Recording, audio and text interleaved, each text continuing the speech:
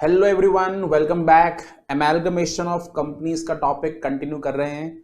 पिछले सेशन में question number 35 मैंने आपको होमवर्क में दिया था, which was similar to your question number 36। बस यहाँ पे एक छोटे से पॉइंट का डिफरेंस था लिक्विडेशन एक्सपेंस के रिगार्डिंग, कि यहाँ पे लिक्विडेशन एक्सपेंस का कुछ रीइंबर्समेंट हमें मिल रहा है और ये वाला पॉइंट क्वेश्चन नंबर 36 में अवेलेबल नहीं था। इस पॉइंट के अलावा entire question was exactly the same. आइए इसके आंसर को डिस्कस करें। सबसे पहले क्वेश्चन नंबर 35 देखें जरा। क्वेश्चन नंबर 35 मैं आपको दिखा भी देता हूं कि कौन से पॉइंट में यहाँ पे डिफरेंस था। लिखा है liquidation expenses are to be reimbursed by Jupiter limited to the extent of ₹5000। Reimbursement आएगा एक्सपेंसेस का, और यहाँ पे जो टोटल एक्सपेंसेस हुए हैं, ठीक है, जो टोटल एक्सपेंसेस हैं लिक्विडेशन के, दैट आर ₹8000। तो इसका मतलब 3000 तो हमने खुद ने पे करे और 5000 का हमें रीइंबर्समेंट मिलेगा। ऑलराइट, चलिए अब ये सब ट्रांजैक्शन आपको कैसे रिकॉर्ड करने होंगे जरा समझ लेते हैं। सबसे पहले हम निकाल लेते हैं PC, purchase consideration, that is the total of the 3 assets taken over. तो यहाँ पे land and building, inventory, bills receivable, इसका टेक ओवर किया गया है। The total PC amount is 18,80,000।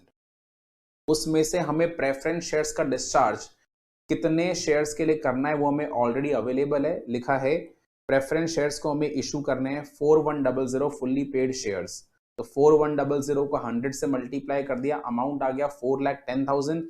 ये प्रेफरेंस शेयर्स का अमाउंट डिसाइड हो चुका है। इक्विटी शेयर्स का अमाउंट निकल कर आएगा as a balancing figure which is 14,70,000। ठीक है, अब 14,70,000 में आपको नंबर ऑफ शेयर्स निकालने होंगे। नंबर ऑफ शेयर कैसे निकाला जाएगा, इसको हम डिवाइड करेंगे पेड अप वैल्यू से। Paid up value is ₹8।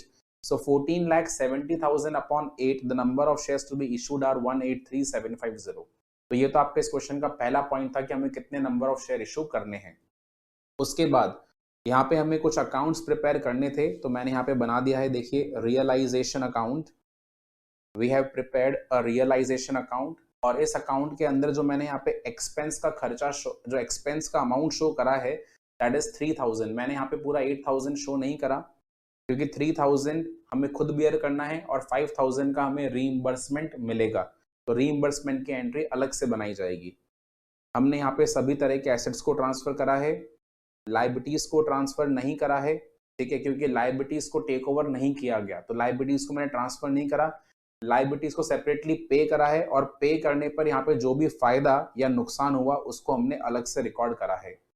तो बिल्स पेबल के पेमेंट के अंदर 2000 का बेनिफिट हुआ, क्रेडिटर्स के पेमेंट में 10,000 का बेनिफिट हुआ, और इनकम टैक्स के पेमेंट में 2000 का लॉस हुआ।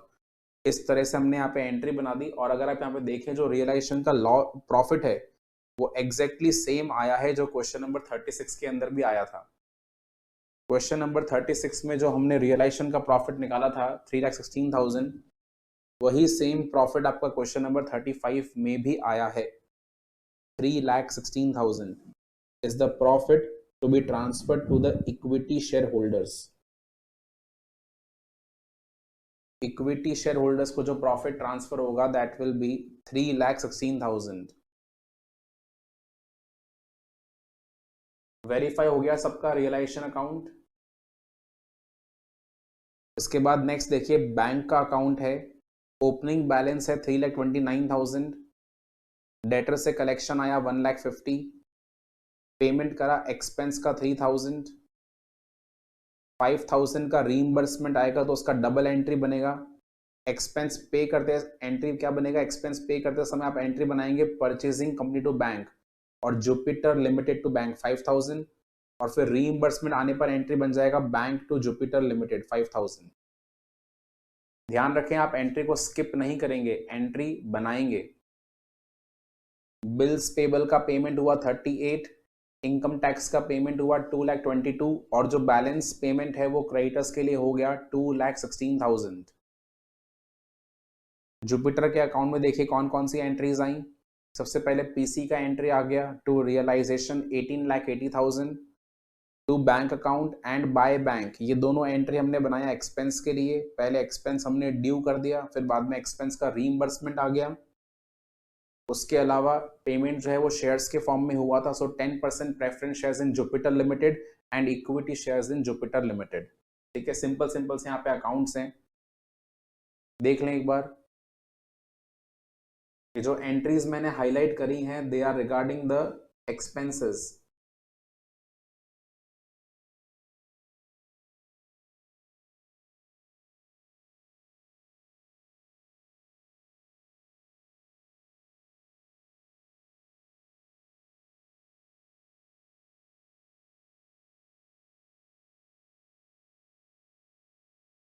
डन। और लास्ट में है इक्विटी शेयर होल्डर्स का अकाउंट, जहां पे हमने इक्विटी शेयर होल्डर्स के क्लेम्स को ट्रांसफर किया है, इक्विटी शेयर कैपिटल को ट्रांसफर करा, रिजर्व्स को हमने यहाँ पे ट्रांसफर कर दिया, उसके अलावा रियलाइजेशन का प्रॉफिट लॉस ट्रांसफर किया है, एंड फिर इसके बाद में जो पेमेंट है हमने यहाँ पे वो कर दिया। और पेमेंट यहाँ पे किया गया है प्रेफरेंस शेयर्स के फॉर्म में एंड इक्विटी शेयर्स के फॉर्म में। उसके बाद जो आपका ये अकाउंट है वो टैली हो गया है। 18,80,000 is the total of the equity shareholders account. All right, तो बहुत ही आसान सा क्वेश्चन था, आगे बढ़ जाते हैं। चलिए 35 हमारा कंप्लीट हो चुका है। Come to question number 33। Question number 33, following are the summarized balance sheets of A Limited and B Limited as on 31/3/2012। Share capital में आपको इक्विटी शेयर्स गिवन है 10 रुपीज ईच के, securities premium, general reserve, profit and loss account, 10% debentures, secured loan, trade payables. और उसके अलावा asset में land and building, plant and machinery, investment, inventory, trade receivables, cash at bank. The companies agree on a scheme of amalgamation on the following terms. A new company is to be formed by the name AB Limited. ये हमारी नई company होगी। AB Limited is to take over all the asset and liabilities of the existing companies। ये जो दोनों companies हैं A Limited and B Limited, इसके हम एसेट एंड लाइबिलिटीज को टेक ओवर कर लेंगे। For the purpose of amalgamation the shares of existing companies are to be valued as, A का शेयर हमें वैल्यू करना है 18 पर शेयर एंड बी का शेयर हमें वैल्यू करना है 20 पर शेयर के रेट पर। A contingent liability of A limited ₹60,000 is to be taken as an actual liability. 60,000 का अभी कॉन्टिंजेंट लाइबिलिटी था, बट हमें इसका पेमेंट करना पड़ेगा। It will now become an existing liability, actual liability. The shareholders of A Limited and B Limited are to be paid by issuing sufficient number of shares of AB Limited at a premium of ₹6 per share। क्या लिखा है? Sufficient number of shares, यानी shares का आपको exact amount stated नहीं है कि हमें कितने शेयर इशू करना है। इसका मतलब ये हुआ that we have to follow the net asset method to find out the amount of purchase consideration. Share कितनी वैल्यू पे इशू होगा वो तो गिवन है। 10 रुपीज की फेस वैल्यू है शेयर की, उसको हमें इशू करना है 6 रुपीज के प्रीमियम पे, 16 रुपीज के ऊपर इशू होगा। बट एग्जैक्टली कितने नंबर ऑफ शेयर इशू होंगे वो यहाँ पे चीज गायब है। You are required to calculate the purchase consideration. साथ में आपको ये भी निकालना है कितने नंबर ऑफ शेयर इशू होंगे ए को एंड बी को। उसके अलावा जर्नल एंट्रीज बनानी है in the books of A limited. B में नहीं बनाना है एंट्री, ओनली ए के अंदर बनाना है। उसके बाद हमें जर्नल एंट्रीज क्रिएट करना है फॉर ए बी लिमिटेड, यानी कि परचेजिंग कंपनी में एंट्री बनाना है, and then we have to also make the balance sheet. A very very comprehensive question, यहाँ पे सब कुछ पूछ लिया गया है। बस बी की जो अकाउंटिंग है वो नहीं मांगी, क्योंकि जो बी की अकाउंटिंग होगी बिल्कुल ए के सिमिलर होगी, because A and B are both the transferor companies. ठीक है, तो यहाँ पे ए का अकाउंटिंग पूछा है, बी का आपसे नहीं पूछा, और जो परचेजिंग कंपनी है ए बी, डेफिनेटली उसका भी अकाउंटिंग पूछा गया है। ठीक है, आइए जी हम फर्स्ट पार्ट पे आते हैं इस क्वेश्चन के, क्वेश्चन नंबर 33, और इसमें हम पहले निकालेंगे purchase consideration. Question number 33, the first part is calculation of purchase consideration. Alright, सबसे पहले परचेज कंसिडरेशन का कैलकुलेशन किया जाएगा, और पीसी के लिए मैं यहां पे मेथड लिख रहा हूं बाय नेट पेमेंट मेथड। आप सोच रहे होंगे सर ये आपने कौन सा अजीब काम कर दिया, जब क्वेश्चन एक्सप्लेन कर रहे थे तब तो आप कह रहे थे कि हमें फॉलो करना पड़ेगा नेट असेट मेथड, अभी अचानक से नेट पेमेंट मेथड क्यों आया? बच्चों ध्यान दीजिएगा, मैंने यहाँ पे एक पॉइंट स्पेशली हाईलाइट भी किया था और आपका जो नजर है वो उस पॉइंट पे जाना चाहिए था। जब मैंने कहा था कि हम फॉलो करेंगे नेट असेट मेथड, तो उस समय आपको ये स्ट्राइक करना चाहिए था कि यहाँ पे नेट पेमेंट मेथड से भी आंसर निकाला जा सकता है and that would be more appropriate. जरा आप सोचिए, हमें यहाँ पे क्वेश्चन में ए लिमिटेड और बी लिमिटेड के शेयर्स की वैल्यूज गिवन है। जस्ट इमेजिन इस वैल्यू को देने का पर्पस क्या रहा होगा, इन वैल्यू को देने का सेंस क्या है, क्योंकि प्रैक्टिकली तो हमें अकाउंटिंग के वक्त इन वैल्यूज का कोई भी यूज नहीं आने वाला। ए का शेयर आज कितने का है उससे हमें कोई मतलब नहीं है, बी का शेयर आज कितने का है टेक्निकली हमें उससे भी कोई मतलब नहीं है। तो फिर ये क्यों दिया गया? ये इसलिए दिया गया ताकि आप पीसी का अमाउंट डिसाइड कर पाए। समझिए, आज ए के एक शेयर की वैल्यू 18 है और ए के पास में इन टोटल कितने शेयर्स हैं? ए की कैपिटल है 10 लाख की और ये कैपिटल डिवाइड करा हुआ है 10 रुपीज के एक शेयर में, यानी ए के पास नंबर ऑफ शेयर कितने हैं? 1 लाख। उसी तरह से बी के पास नंबर ऑफ शेयर कितने हैं? 6 लाख अपॉन 10 60,000। ए के पास आज 1 लाख शेयर्स हैं, बी के पास आज 60,000 शेयर्स हैं और ए के आज की शेयर की कीमत कितनी है मार्केट में? ए के एक शेयर की कीमत है 18, तो मैं 1 लाख को 18 से मल्टीप्लाई कर देता हूं, यानी कि ए कंपनी हमसे मैक्सिमम पेमेंट कितना डिमांड कर पाएगी? 18 लाख। ऑलराइट, वहीं पे बी के पास 60,000 शेयर्स है और बी की आज के जो मार्केट में कीमत है शेयर की वो है 20 रुपीज, तो बी कंपनी हमसे मैक्सिमम कितना पैसा मांग पाएगी? 60,000 मल्टीप्लाई बाय 20, 12 लाख। ये आपका परचेज कंसिडरेशन का अमाउंट है। अगर आप इस लाइन को ध्यान नहीं देते हैं और सिर्फ ये पढ़ते हैं कि हमें sufficient number of share issue करने हैं, तब तो डेफिनेटली आपको फॉलो करना पड़ता कौन सा method? Net asset method. But यहाँ पे अगर आप देखें तो हमें ए और बी के शेयर्स का वैल्यू गिवन है। क्योंकि ये वैल्यू गिवन है तो इस वैल्यू का पर्पस ही वही है कि यहाँ पे आप पीसी की अमाउंट कैलकुलेट कर पाए, क्योंकि ए का और बी का यानी कि जो पुरानी कंपनीज है उनका प्रैक्टिकली जो शेयर का वैल्यू हमें काम नहीं आता। बट अगर एक गिवन है तो आप उससे डेफिनेटली एक रेशियो निकाल सकते हैं कि हमें कितने नंबर ऑफ शेयर इशू करने पड़ेंगे। Are you getting my point? तो देखिएगा, परचेज कंसिडरेशन के लिए मैंने फॉलो करा है net payment method. Alright, net asset method से नहीं निकाल रहा हूं आंसर, मैं निकालूंगा नेट पेमेंट मेथड से, क्योंकि मुझे यहाँ पे प्रैक्टिकली शेयर्स की वैल्यू गिवन है एंड मोर ओवर मुझे नंबर ऑफ शेयर्स भी मालूम है पुरानी कंपनी के। ऑलराइट, तो बड़ा इंपॉर्टेंट पॉइंट था, ए लिमिटेड बी लिमिटेड। सबसे पहले मैं लिखूंगा number of shares existing, already इनके पास में कितने कितने शेयर्स हैं। Existing number of shares for A limited are 1 lakh and for B limited is 60,000. Value per share, इनका एक शेयर का दाम कितना है मार्केट में? आज ए का शेयर 18 की वर्थ का है और बी का शेयर 20 की वर्थ का है, तो इसका मतलब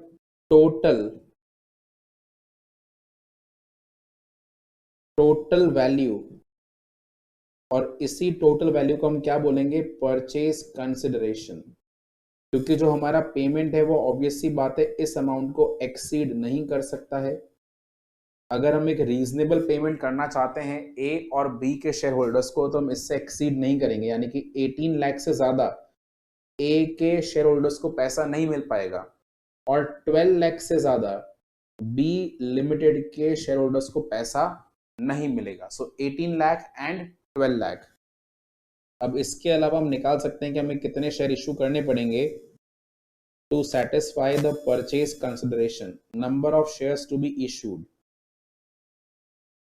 ए लिमिटेड के लिए 18 लाख का पेमेंट किया जाएगा। ए लिमिटेड के लिए 18 लाख का पेमेंट होगा और एक शेयर कितनी वैल्यू के ऊपर इशू होगा? जरा देखें आप, क्वेश्चन में मेंशन है क्या, एक शेयर हमें कितनी वैल्यू पे इशू करना है? हमें 6 रुपीज के प्रीमियम पे शेयर इशू करना है। जो ए बी लिमिटेड है वो ए लिमिटेड एंड बी लिमिटेड के शेयर होल्डर्स को पेमेंट करने के लिए अपना एक शेयर 6 रुपीज के प्रीमियम पे इशू करेगा। तो शेयर की वैल्यू 10 रुपीज है फेस वैल्यू, और 6 का प्रीमियम यानी कि 16 रुपीज पे इशू करा जाएगा। एंड दूसरे केस के अंदर भी सेम चीज होगी, कुल मिलाकर 12 लाख का पेमेंट करना है और एक शेयर 16 रुपीज की वैल्यू पे इशू होगा। So 18 lakh divided by 16, number of shares will be 1,12,500. This is 1,12,500 shares. All right. And in the same way, 12 lakh divided by 16, that is 75,000 shares. ये हमारे पास number of shares निकल कर आ गए and purchase consideration का amount भी निकल कर आ गया। इंपॉर्टेंट पॉइंट है, ध्यान रखें, नेट एसेट मेथड से मैंने आंसर नहीं निकाला, मैंने आंसर निकाला है using the net payment method, because मुझे पुराने कंपनी के शेयर्स की एग्जैक्ट वैल्यू मालूम थी। उससे मुझे ये पता लग जाता है कि मुझे उनको कितना पेमेंट करना है, कितना पेमेंट करना है मालूम चल गया, तो वही मेरा बन गया परचेज कंसिडरेशन। उसको मैंने डिवाइड कर दिया एक शेयर की इशू की वैल्यू से, तो हमें ये मालूम चलेगा कि एक शेयर जो होगा, ठीक है, या जो शेयर का टोटल नंबर होगा वो यहाँ पे कितना निकल कर आएगा। For A limited it is 112500 and for B limited it is 75,000। Is the first point clear? बड़ा ही इंपॉर्टेंट पॉइंट था। आगे बढ़ सकते हैं। परचेज कंसिडरेशन के बाद सेकेंड पॉइंट, क्वेश्चन ने हमसे आगे क्या चीज पूछी है जरा देखें आप।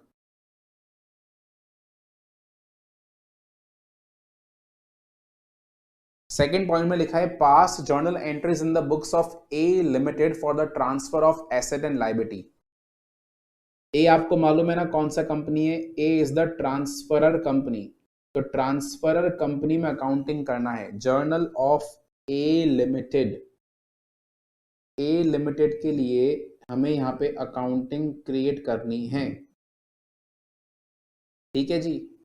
ए लिमिटेड के लिए अकाउंटिंग क्रिएट करनी है, कैसे क्रिएट करी जाएगी जरा देखिएगा। और जर्नल बनाना है बच्चों, हमें यहाँ पे जर्नल बनाने के लिए कहा गया है। So date, particulars, debit and credit, ये मैंने फॉर्मेट ड्रॉ कर लिया है जर्नल का। एंड हम यहाँ पे अगेन स्टेप वाइज जो एंट्रीज हैं वो क्रिएट करने वाले हैं। जर्नल बी के लिए नहीं मांगा, जर्नल यहाँ पे ओनली ए कंपनी के लिए मांगा गया है। They have not asked the journal for B limited, they have asked only for A limited. Step number 1, हाँ जी बच्चों, वेंडर कंपनी में अकाउंटिंग के लिए पहला स्टेप क्या होता है, हम सारे के सारे एसेट्स को, चाहे से वो रिकॉर्डेड हो, मतलब कहने का मतलब ये है कि चाहे से वो टेक ओवर करा हो या टेक ओवर नहीं करा हो, आपको ट्रांसफर करना है in the realisation account. So realisation account debit to what are the assets, land and building, plant and machinery, investment, land and building, plant and machinery, जो भी एसेट हमें यहाँ पे दिख रहे हैं वो सारे के सारे एसेट्स हमें ट्रांसफर करने हैं at the book values.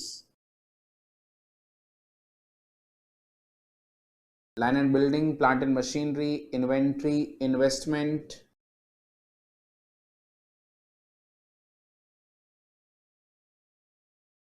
Trade receivables,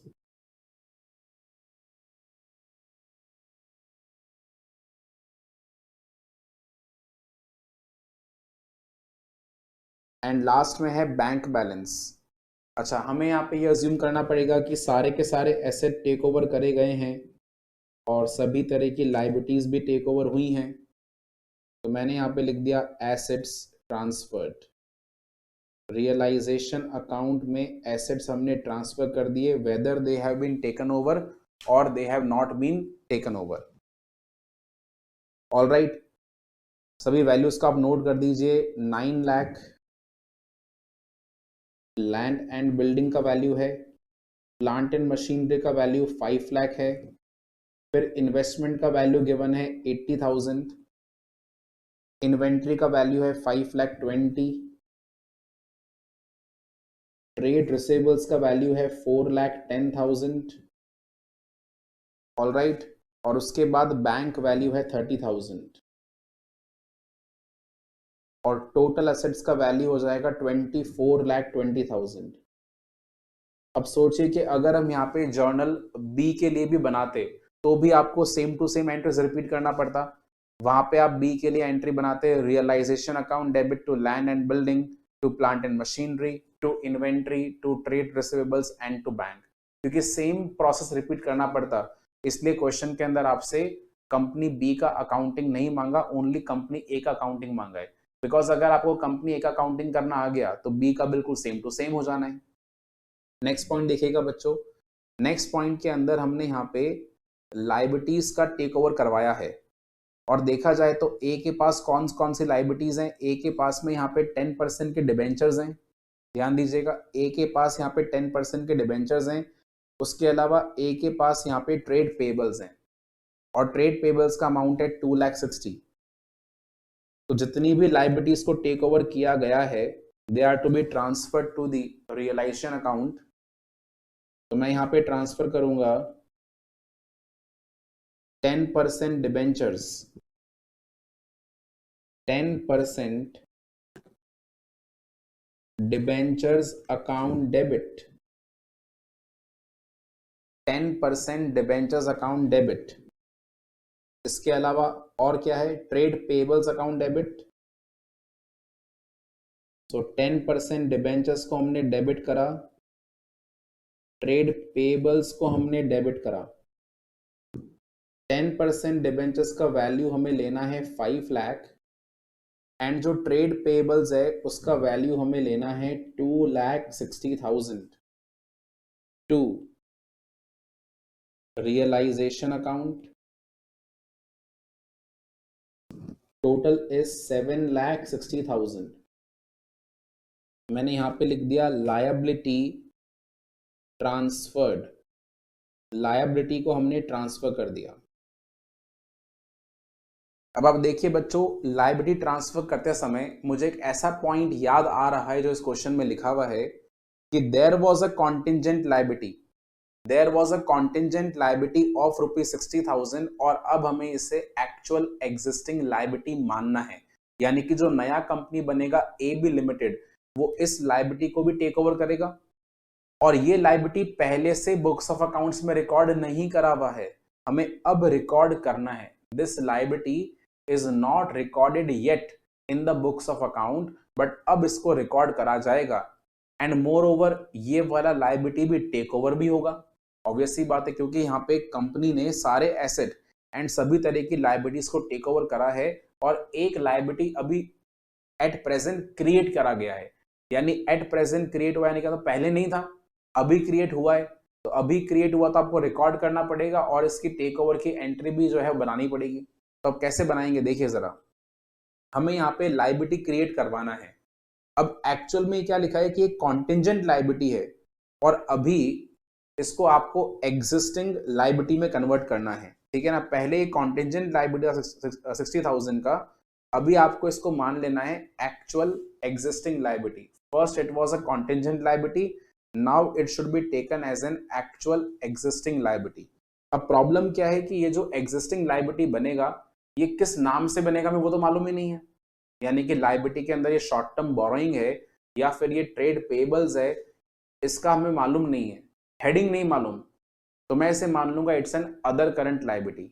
so what I am trying to do is I am trying to create a other current liability. हम यहाँ पे एक अदर करंट लायबिलिटी क्रिएट कर रहे हैं क्योंकि ये अभी तक रिकॉर्डेड नहीं है, हमें रिकॉर्ड करना है। We have to create an additional liability. So if I will create an additional liability, there will be a loss. तो ये लॉस कहां पे डेबिट करा जाएगा? क्या मुझे ये लॉस डेबिट करना चाहिए इन द रियलाइजेशन अकाउंट, या फिर मुझे किसी और अकाउंट में इसको रिकॉर्ड करना चाहिए? Tell me, should I record it in the realisation account और should I record it in a separate account? आप मुझे एडवाइस करें कि हम इसे कहां पे रिकॉर्ड करें। एक नया लायबिलिटी यहां पे क्रिएट हुआ है 60,000 का, इसको मैंने नाम दे दिया है अदर लायबिलिटी। तो ये अदर लायबिलिटी को रिकॉर्ड करने के लिए एप्रोप्रिएट एंट्री मुझे क्या बनानी होगी, ये आपसे मेरा सवाल है। और अल्टीमेटली ये जो लायबिलिटी है वो टेक ओवर भी किया जाएगा। तो हाउ टू रिकॉर्ड इट, इसका रिकॉर्डिंग कैसे किया जाए, ये मेरा आपसे सवाल है।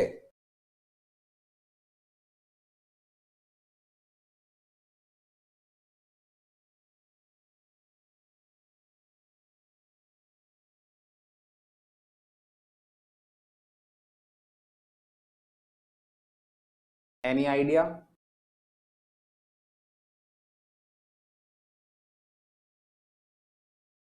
देखिए अब जरा मैं एंट्री बना रहा हूं यहां पे, profit and loss account debit, profit and loss account debit to other current liability account. अब आप सोचेंगे सर ये प्रॉफिट एंड लॉस अकाउंट बीच में कहां से आ गया, आपने रियलाइजेशन अकाउंट डेबिट क्यों नहीं करा? बच्चों रियलाइजेशन अकाउंट का इस्तेमाल वहां पे करते हैं जब कोई लायबिलिटी रिकॉर्डेड हो और उसको आपने टेक ओवर करा हो। यहाँ पे तो जो लायबिलिटी हम टेक ओवर कर रहे हैं it is an unrecorded liability, ये पहले रिकॉर्डेड था ही नहीं क्योंकि कॉन्टिंजेंट था। आपको मालूम है कि जो कॉन्टिंजेंट लायबिलिटी है उसको तो हम रिप्रेजेंट करते हैं एज अ फुट नोट। आप देखिए हमारी बैलेंस शीट में कहाँ लिखा है, कुछ लिखा है क्या कॉन्टिंजेंट लायबिलिटी के लिए? नहीं लिखा, क्योंकि बैलेंस शीट में कॉन्टिंजेंट लायबिलिटी शो होता ही नहीं है। कॉन्टिंजेंट लायबिलिटी तो एज अ फुटनोट शो किया जाता है। तो इसका मतलब अभी ये बुक्स ऑफ अकाउंट्स में रिकॉर्डेड नहीं है, हमें रिकॉर्ड करना है, इसलिए मैंने एंट्री बनाया profit and loss account debit to other current liability account. ठीक है, तो मैं यहाँ पे लिख दूंगा लायबिलिटी रिकॉर्डेड।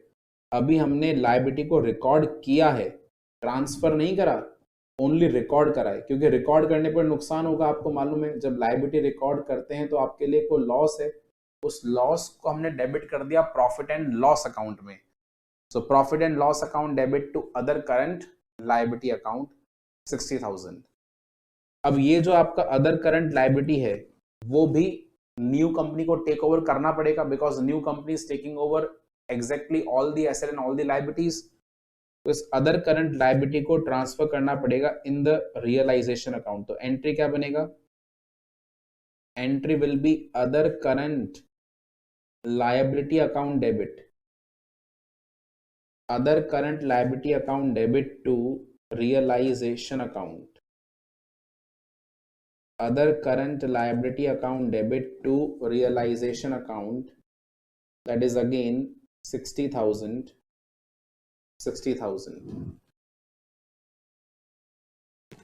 Liability transferred. आप देख रहे हैं डिफरेंस समझ में आ रहा है, पहले हमने लायबिलिटी क्रिएट करा फिर हमने ट्रांसफर करा, बट जो लायबिलिटी पहले से क्रिएटेड थी उनको हमने डायरेक्टली रियलाइजेशन में ट्रांसफर कर दिया था, बट जो पहले से क्रिएटेड नहीं थी उनको पहले हमने क्रिएट करा और फिर उसके बाद हमने ट्रांसफर करा। तो क्रिएट करने का एंट्री बन गया profit and loss account debit to other current liability, और ट्रांसफर करने का एंट्री बन गया other current liability account debit to realisation account.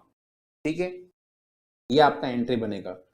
अभी तक बच्चों हमने केवल दो स्टेप फुलफिल करे हैं। पहला स्टेप होता है एसेट को ट्रांसफर करना, दूसरा स्टेप होता है लायबिलिटीज को ट्रांसफर करना, तीसरा स्टेप है आपका to make the purchase consideration due.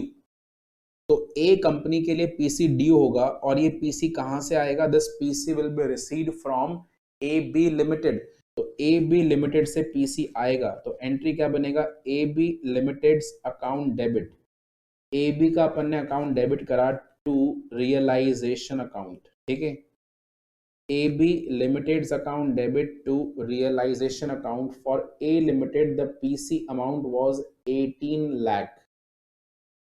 18 lakh का पीसी था,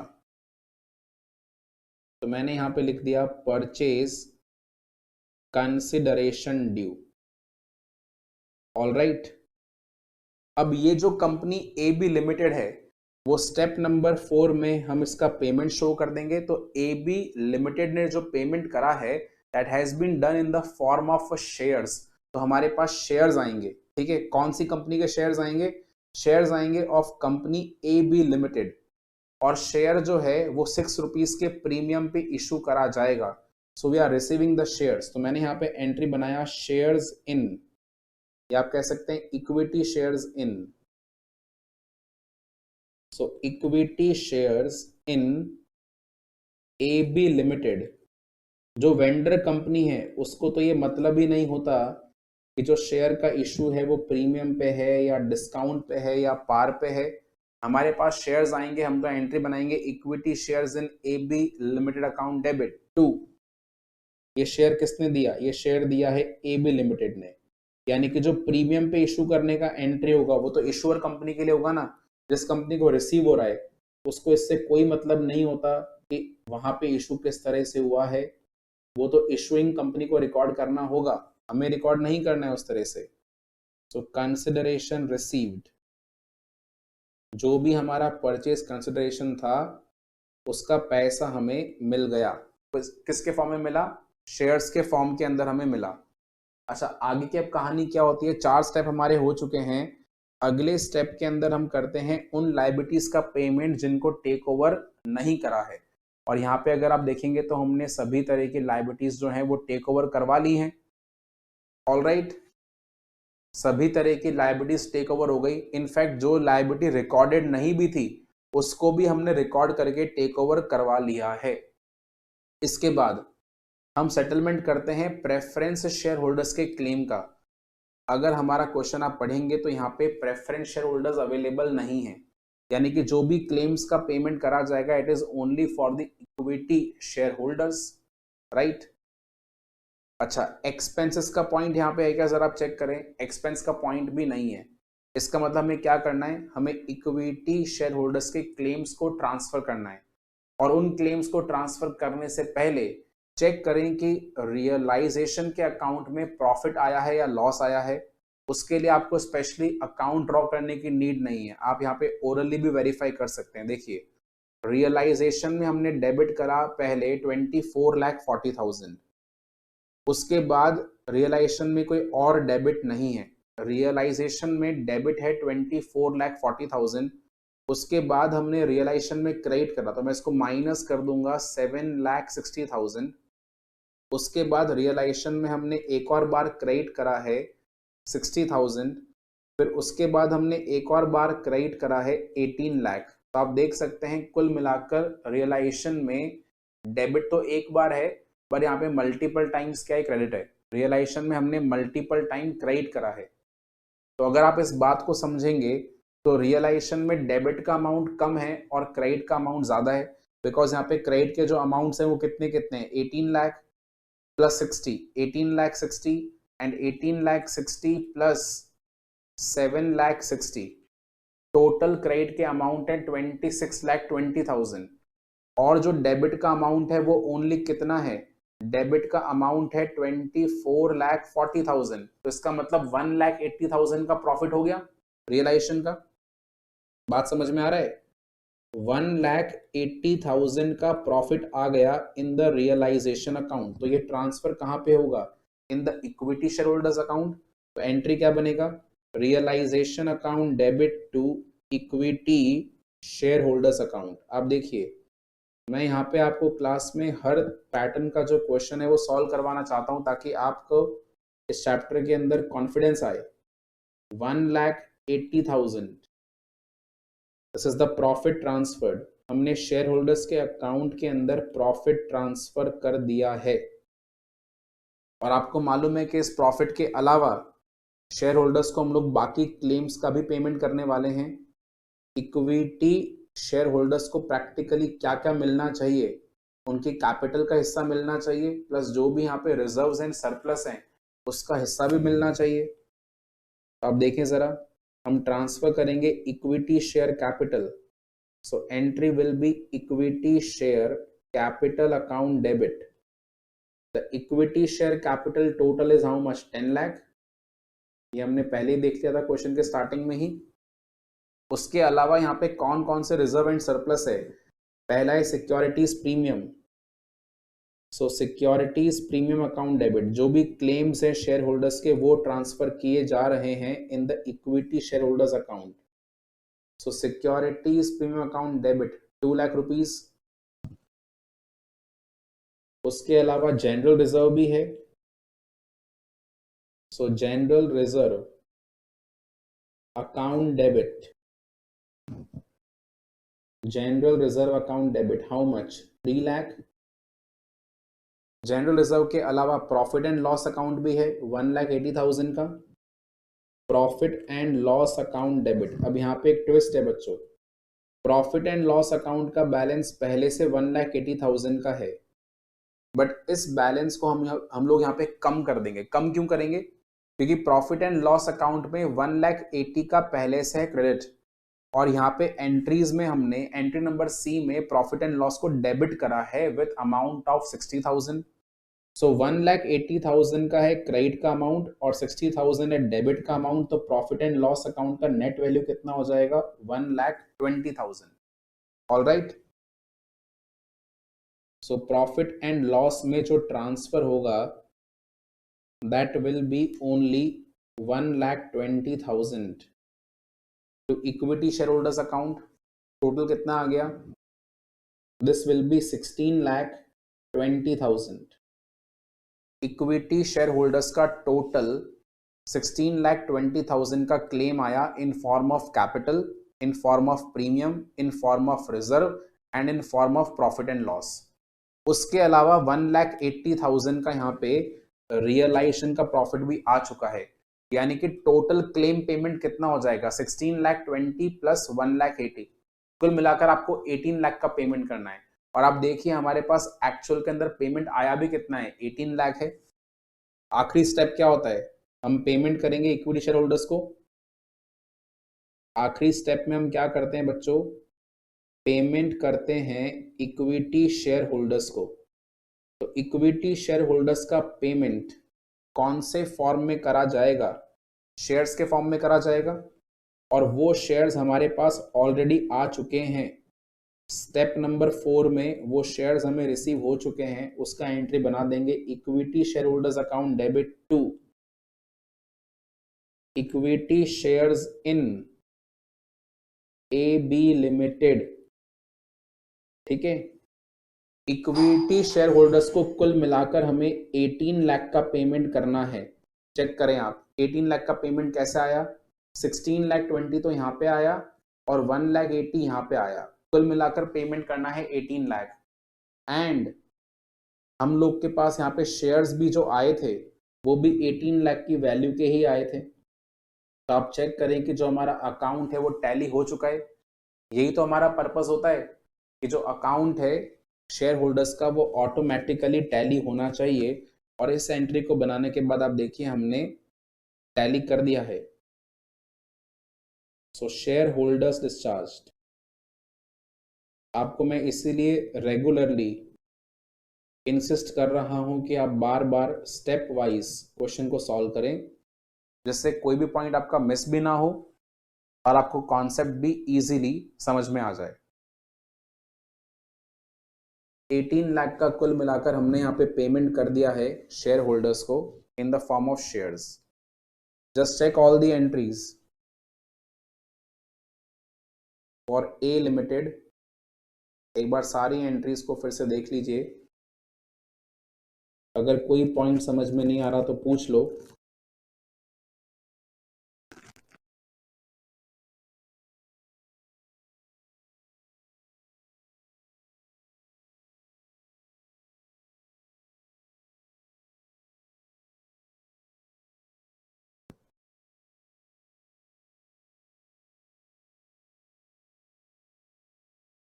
बस जो आपके लिए यहाँ पे नया पॉइंट था that was only with regard to the creation of that new liability of 60,000, जिसका आपको मैंने यहाँ पे एंट्री सिखाया है। कुछ बच्चे सोचते हैं कि सर आपने रिवैल्यूएशन अकाउंट ओपन क्यों नहीं करा। यहाँ पे रिवैल्यूएशन अकाउंट ओपन नहीं करना है, ठीक है, हमने ओपन करा है प्रॉफिट एंड लॉस अकाउंट। अगर आप रिवैल्यूएशन अकाउंट ओपन करके करते तो भी जो लास्ट का कंक्लूजन है वो सेम ही आता, उसमें कोई डिफरेंस नहीं होना था। यानी उस केस में आपका यहाँ पे एंट्री बनता revaluation account debit to other current liability, और फिर जो रिवैल्यूएशन में लॉस आता वो लॉस आप अल्टीमेटली किसको ट्रांसफर करते, शेयर होल्डर्स को ट्रांसफर कर देते। तो एज सच जो फाइनल इंपैक्ट है वो सेम रहेगा,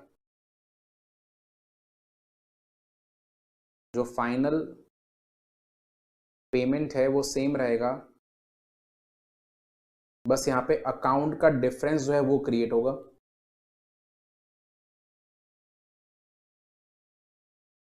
is the point clear?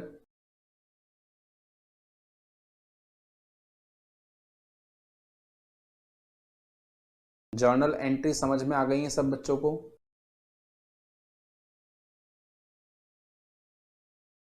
Company B के लिए यहाँ पे जर्नल नहीं मांगा, हम उसे इग्नोर करेंगे।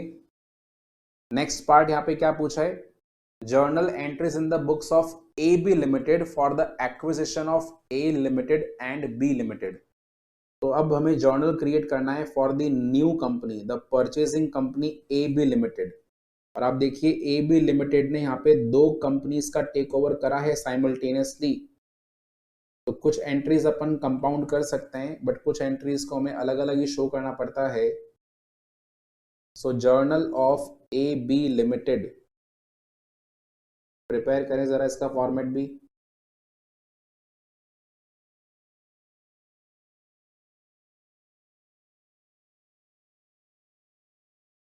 वैसे ये एंट्रीज आप अपने आप से बना पाएंगे, ये वाला पोर्शन तो सिंपल होता है।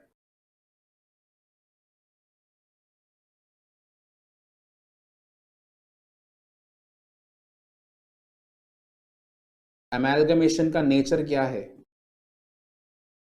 In the nature of merger तो मेंशन करा हुआ है नहीं, और आपको अपने आप से मर्जर का नेचर कभी भी अज्यूम नहीं करना होता। इसका मतलब जो नेचर है वो परचेज का नेचर माना जाएगा। ऑलराइट, पहला एंट्री इसको अपन कंपाउंड कर सकते हैं, that is business purchase account debit. We have to make the payment to the two different liquidators. So business purchase account debit to business purchase account debit to liquidator of A limited,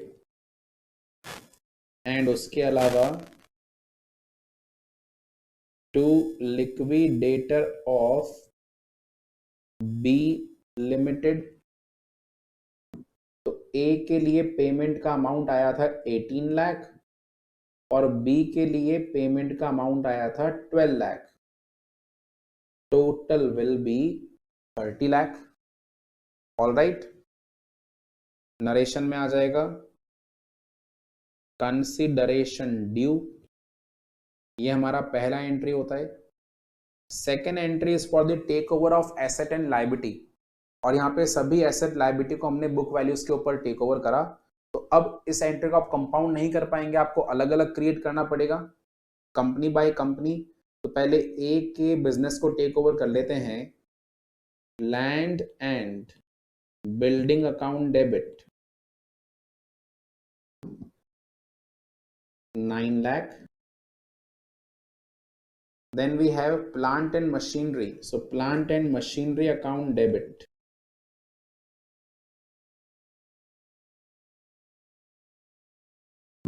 that is 5 lakh।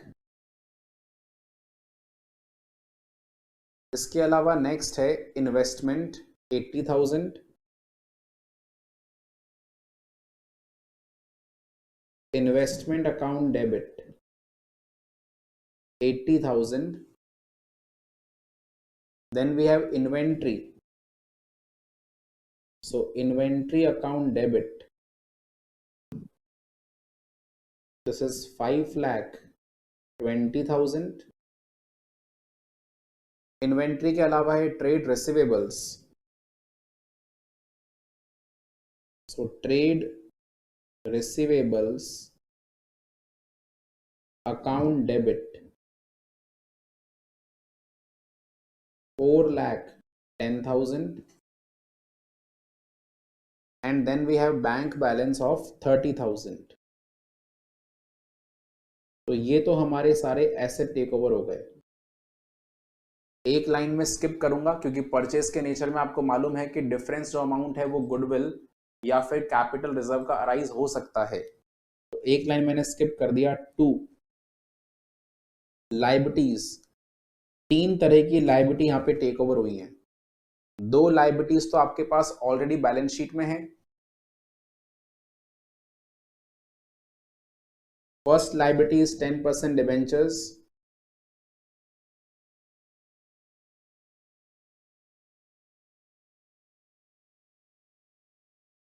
that is for 5 lakh.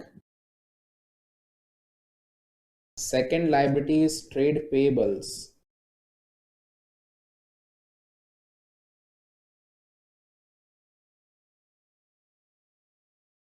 This is for 2,60,000. ये दोनों liabilities तो हमें already balance sheet में ही given थी. इसके अलावा एक additional liability यहाँ पे टेक ओवर हुआ है. That is to other current liability. जब नेक्स्ट पॉइंट के अंदर आप बैलेंस शीट बनाएंगे तो आपको बैलेंस शीट के अंदर भी यही वाला हेडिंग ओपन करना पड़ेगा, अदर करंट लायबिलिटी. इसका अमाउंट कितना है? 60,000. 60,000 का अमाउंट है.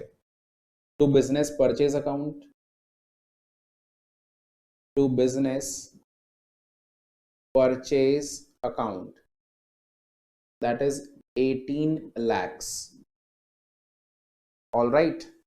और मैं यहां पे नरेशन डाल दूंगा assets and liabilities taken over. Assets and liabilities taken over.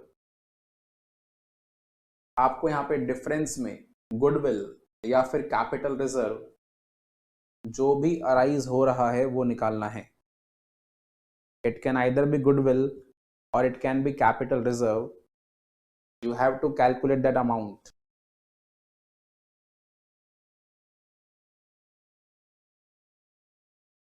बताएं जी क्या आ रहा है यहाँ पे? गुडविल,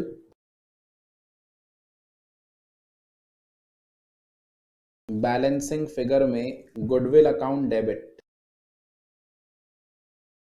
अमाउंट बोले जरा, अमाउंट कितना है? 1,80,000.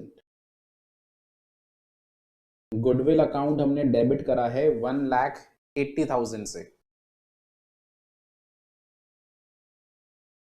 नेक्स्ट एंट्री आपको अपना आप क्रिएट करना है. अब it is for the take over of the asset of B limited. B limited के एसेट्स को टेक ओवर करने का एंट्री बनाना है. Create it on your own. कौन कौन से एसेट हैं देखो. Land and building account debit, plant and machinery account debit, inventory account debit, trade receivables account debit, bank account debit. To में यहाँ पे आएगा सिक्योर्ड लोन. 2 में आएगा ट्रेड पेबल्स. और यहाँ पे कोई भी अदर करंट लायबिलिटी नहीं है. लास्ट में आ जाएगा to business purchase. And again आपको निकालना पड़ेगा अमाउंट ऑफ गुडविल और कैपिटल रिजर्व.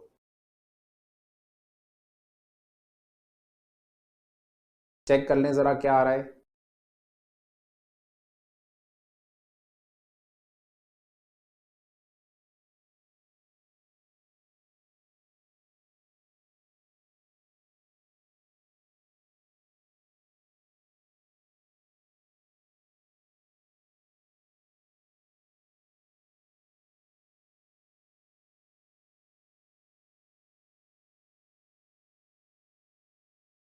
गुडविल ही आ रहा होगा यहाँ पे भी। For take over of the asset and liability of B limited, यहाँ पे भी जो बैलेंसिंग फिगर निकल कर आएगा that is also your goodwill.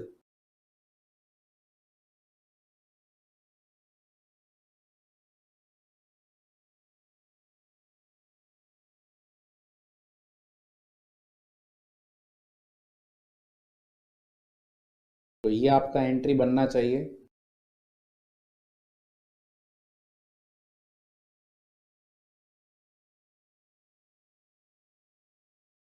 Assets and liabilities taken over, and यहाँ पे जो आपका गुडविल का अमाउंट आएगा दैट विल बी 1,90,000। गुडविल का अमाउंट निकल कर आएगा 1,90,000। ऑल राइट, गुडविल का अमाउंट विल बी 1,90,000। और इसके बाद हमें पेमेंट करना होता है नेक्स्ट स्टेप में।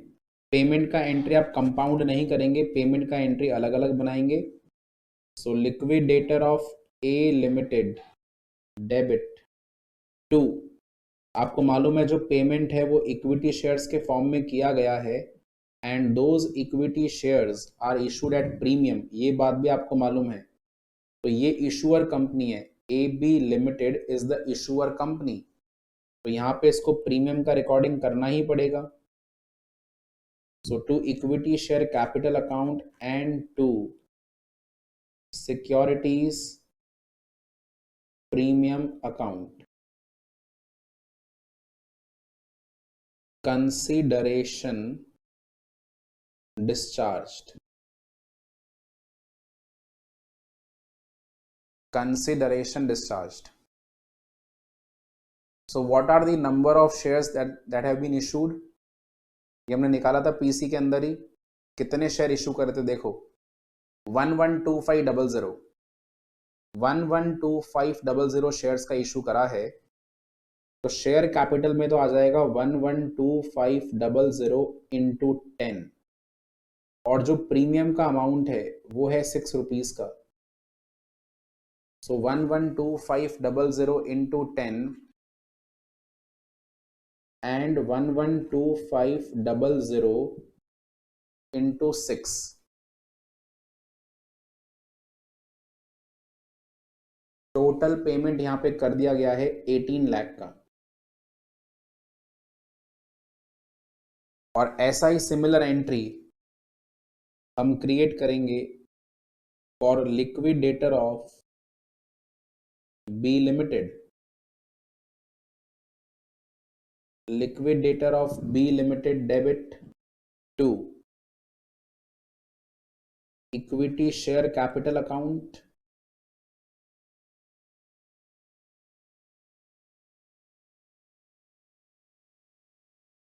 and to securities premium account.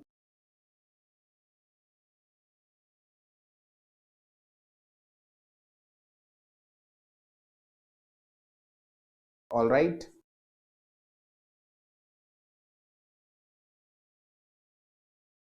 Consideration discharge.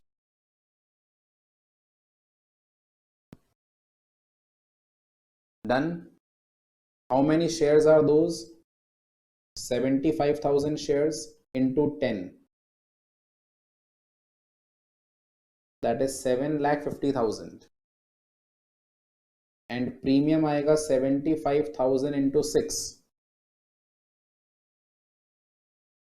4,50,000, total amount is 12 lakh। तो ये है बच्चों आपका सॉल्यूशन।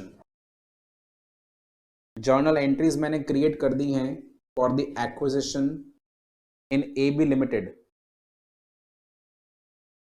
इसके अलावा कोई और एंट्री बनेगा नहीं, क्योंकि यहाँ पे इंटर कंपनी ओइंग्स तो है ही नहीं, अनरियलाइज प्रॉफिट का पॉइंट भी नहीं है, एक्सपेंसेस का पॉइंट भी नहीं है। So these are the full and final entries. और इसके बाद यहाँ पे आपको क्रिएट करना है बैलेंस शीट, जो आप अपने आप से क्रिएट कर पाएंगे। ठीक है, बैलेंस शीट का जो पार्ट है वो आपके लिए होमवर्क में मैं रख रहा हूं। बैलेंस शीट क्रिएट करने के लिए आपको मालूम है, देखो हमें कौन कौन से यहाँ पे हेडिंग्स चाहिए होंगे। हमें शेयर कैपिटल चाहिए होगा, ठीक है, हमें शेयर कैपिटल का हेडिंग यहाँ पे ओपन करना पड़ेगा। रिजर्व एंड सरप्लस, ठीक है, रिजर्व एंड सरप्लस का हेडिंग चाहिए होगा बिकॉज ऑफ द प्रीमियम। उसके अलावा नॉन करंट लायबिलिटी में यहाँ पे दो तरह की लॉन्ग टर्म बोरोइंग्स हैं, एक तो डिबेंचर्स है 10% का, और दूसरा यहाँ पे सिक्योर्ड लोन है। ऑलराइट, उसके अलावा करंट लायबिलिटी में एक तो आएगा ट्रेड पेबल्स और उसके अलावा आएगा अदर करंट लायबिलिटी। जहां तक एसेट की बात है तो एसेट में प्रॉपर्टी प्लांट इक्विपमेंट में आएंगे टेंजिबल असेट, और उसके अलावा आएंगे इनटेंजिबल असेट्स भी फॉर गुडविल। और जहां पे करंट असेट्स की बात है तो इन्वेंट्री आएगा, ट्रेड रिसीवेबल आएगा and cash and cash equivalents आएगा। तो इसका बैलेंस शीट है वो आपको अपने आप तैयार करके लेकर आना होगा। ऑलराइट, क्वेश्चन नंबर 33 का बैलेंस शीट आपको अपने आप से बनाकर लेकर आना है एज अ होमवर्क। एंट्रीज यहाँ पे आपको मैंने सारे के सारे लिखवा दी हैं for both the companies A limited and for A B limited. PC का अमाउंट अपन ने निकाल ही लिया है, एक बार आप इसको चेक कर लें। ये हमारी एंट्रीज थी for A B limited. A B limited ने टेक ओवर करा है ए के बिजनेस को और बी के बिजनेस को, और दोनों की यहाँ पे टेक ओवर की एंट्रीज बनाते समय गुडविल का अमाउंट निकल कर आया है as a balancing figure. Liquidators को हमने पेमेंट कर दिया है,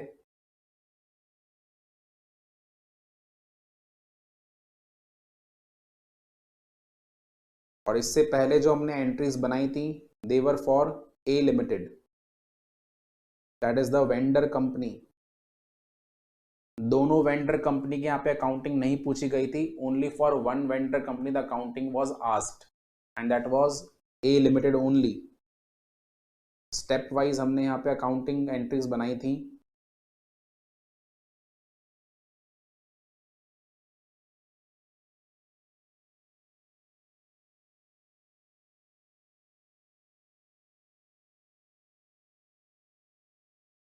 तो बच्चों बैलेंस शीट का पोर्शन आपका होमवर्क में है 33 का।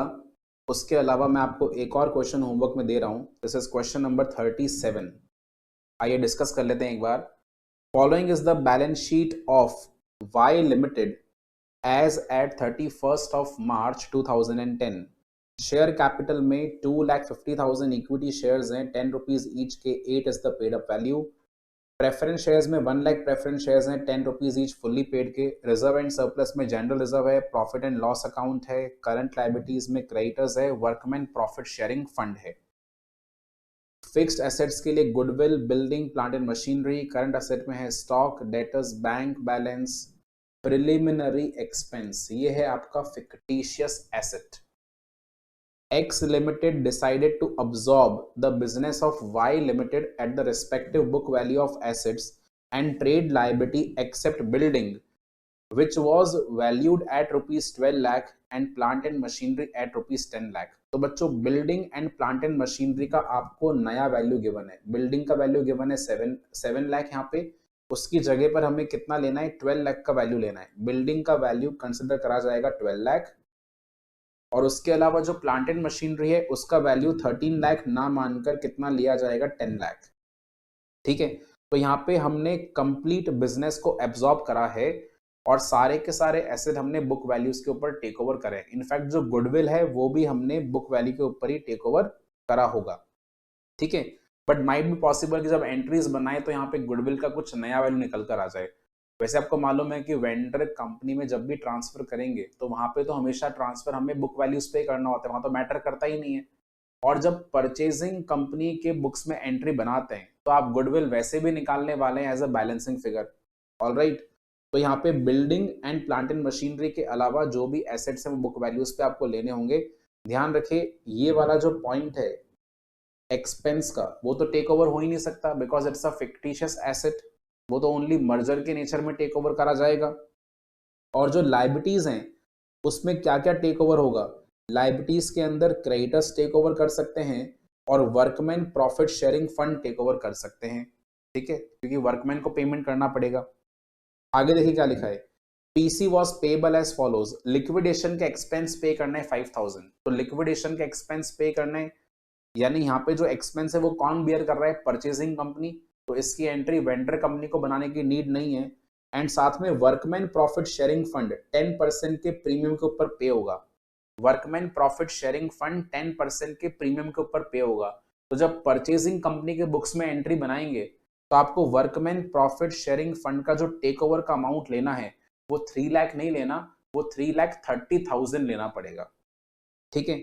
उसके अलावा पीसी के बारे में क्या लिखा, issue of equity shares of ₹10 each fully paid at ₹11 पर शेयर। आपको मालूम है ना, ये जो पहला वाला पॉइंट है वो पीसी निकालने के लिए इररेलेवेंट है, क्योंकि आपको मैंने समझा रखा है बार बार कि AS 14 के अकॉर्डिंग जो पीसी का अमाउंट है that is the aggregate of the payment made to the share holders only. तो जो भी हमने शेयर होल्डर्स को पेमेंट करा है केवल आप वही पीसी के लिए लेंगे। Issue of equity share of ₹10 each fully paid at ₹11 per share for every preference share। Her preference share के बदले एक इक्विटी शेयर इशू होगा और इक्विटी शेयर इशू 11 रुपीज पे करना है, यानी कि आपको नंबर ऑफ शेयर्स मालूम है, आपको शेयर इशू करने का अमाउंट मालूम है, आप प्रेफरेंस शेयर्स के लिए NPM यूज कर सकते हैं, नेट पेमेंट मेथड का इस्तेमाल कर सकते हैं। इक्विटी शेयर के लिए क्या लिखा, and every equity share of Y limited, हर इक्विटी शेयर के बदले एक उनका इक्विटी शेयर मिलेगा 11 रुपीज का, साथ में 4 रुपीज का कैश भी पे करा जाएगा। वेरी गुड, यहाँ पे आप नेट पेमेंट मेथड का इस्तेमाल करके इजीली परचेज कंसिडरेशन का अमाउंट निकाल सकते हो। देखिए क्वेश्चन में पूछा क्या है, बोल रहे हैं पहले तो आप पीसी निकाल के दिखा दो, फिर लेजर अकाउंट्स ड्रॉ करो वाई के किताब के अंदर। तो वाई में लेजर अकाउंट कौन कौन से बनाओगे, देखो एक तो ऑब्वियस सी बात है बनाओगे रियलाइजेशन का अकाउंट, जो कंपनी खरीद रही है उसका अकाउंट बनेगा, एक्स का अकाउंट बनेगा वाई के बुक्स के अंदर। उसके अलावा एक आप बनाएंगे प्रेफरेंस शेयर होल्डर्स का अकाउंट, आप बनाएंगे यहाँ पे इक्विटी शेयर होल्डर्स का अकाउंट। तो ये 4 अकाउंट्स आपको क्रिएट करने पड़ेंगे, ये हमारे 4 इंपॉर्टेंट अकाउंट्स हैं। उसके अलावा हमें जर्नल की एंट्रीज बनानी है in the books of x limited. तो एक्स में कौन कौन सी एंट्री बनेगी, एक तो पीसी ड्यू करने का एंट्री बनेगा, दूसरा एसेट लायबिलिटी को टेक ओवर करने का एंट्री बनेगा, डिफरेंस में आपको गुडविल या सीआर निकालना होगा। वैसे यहाँ पे गुडविल का वैल्यू 8 लाख गिवन है, बट मैंने आपको हमेशा बताया कि अगर गुडविल का वैल्यू गिवन भी हो तो भी आप गुडविल हमेशा बैलेंसिंग फिगर से ही निकालें एंट्री के अंदर। ऑलराइट, उसके बाद थर्ड एंट्री का आपका पेमेंट का आ जाएगा लिक्विडेटर के लिए, ठीक है। और उसके बाद नेक्स्ट हमने किसी लायबिलिटी का पेमेंट तो यहाँ पे करा है नहीं, बस लिक्विडेशन के एक्सपेंस पे कर रहे हैं, तो लिक्विडेशन के एक्सपेंस की पेमेंट की एंट्री आ जाएगी। और वो डिपेंड करता है कि आपका सेकंड एंट्री में क्या आया, अगर एंट्री नंबर 2 में गुडविल आया तो गुडविल अकाउंट डेबिट हो जाएगा, अगर एंट्री नंबर 2 में कैपिटल रिजर्व आया तो कैपिटल रिजर्व अकाउंट डेबिट हो जाएगा एक्सपेंस के पेमेंट के लिए। ध्यान रखें जब टेक ओवर की एंट्री बनाएंगे एसेट्स की तो जो वर्कमैन प्रॉफिट शेयरिंग फंड है वो 3,30,000 पे लिखा जाएगा। और जब वेंडर कंपनी का अकाउंटिंग करेंगे तो ध्यान रखें कि आपको वर्कमैन प्रॉफिट शेयरिंग फंड भी ट्रांसफर करना पड़ेगा रियलाइजेशन अकाउंट में। ऐसा नहीं कि आप इसको शेयर होल्डर्स के अकाउंट में ट्रांसफर कर दें, नहीं, शेयर होल्डर्स के अकाउंट में ट्रांसफर नहीं होगा, क्योंकि ये जो वर्कमैन प्रॉफिट शेयरिंग फंड है ये हमारी न्यू कंपनी ने टेक ओवर करा है, जो एक्स कंपनी है उसने टेक ओवर करा है। क्योंकि टेक ओवर कर लिया इसका मतलब लायबिलिटी अगर टेक ओवर हो जाती है तो वो हमें रियलाइजेशन अकाउंट में ट्रांसफर करनी पड़ती है। तो वर्कमैन प्रॉफिट शेयरिंग फंड जो होगा वो आप रियलाइजेशन में ट्रांसफर करेंगे ऑन द क्रेडिट साइड, यानी कि एंट्री बनेगा by creditors and by workman profit sharing fund, और ये ट्रांसफर कौन सी वैल्यूज पे होगा, एट द बुक वैल्यू। उसके अलावा जब आप अकाउंटिंग करेंगे वेंडर कंपनी का तो ऑब्वियस सी बात आपको क्रिएट करना पड़ेगा इक्विटी शेयर होल्डर्स का अकाउंट। उसमें क्या क्या ट्रांसफर करना पड़ेगा, the capital amount of 20 lakh, उसके अलावा general reserve, profit and loss account and also the amount of preliminary expense. क्योंकि आपको मालूम है जो भी प्रॉफिट्स एंड लॉसेस हैं वो कौन बेयर करते हैं, ओनर्स।